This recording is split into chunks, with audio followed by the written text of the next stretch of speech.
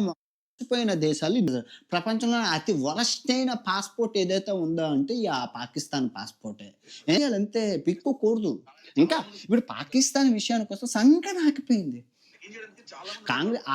ఇదొక్క విషయంలో మటుకు బీజేపీకి మటుకు చేతులకు దండం పెట్టాలి. కాంగ్రెస్ గవర్నమెంట్ ఉండేటప్పుడు మనకి భారతదేశం అంటే శత్రువు పాకిస్తాన్. ఇంక ఈ ప్రపంచం అంతా వదిలేసేవారు. సినిమాలు పాకిస్తాన్ మీద వచ్చేవి.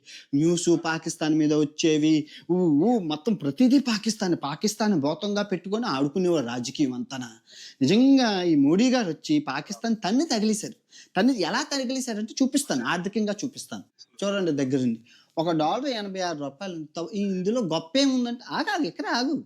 ఇది పాకిస్తాన్ రూపాయి విలువ. ఒక డాలర్ 280 అంటే 4 రెట్లు 3.5 రెట్లు పెరిగింది. ఒకప్పుడు మన రూపాయి, పాకిస్తాన్ రూపాయి సరిసమానంగా అటు ఇటు ఉండేది. మోడీ గారొచ్చి ఎత్తుకెళ్ళిపోయారు. పాకిస్తాన్ కుప్పకూలిపోయింది ఆర్థిక వ్యవస్థ. సంకనాకిపోయింది. అడుక్కు తింటున్నారు దేశంలోళ్ళు. అందరి దగ్గర అప్పులు చేసుకొని, అన్ని దేశాల వీసాలు క్యాన్సెల్ చేసేసారు. ప్రపంచంలోనే అతి వరస్ట్ అయిన పాస్‌పోర్ట్ ఏదైతే ఉందో అంటే పాకిస్తాన్ పాస్‌పోర్టే.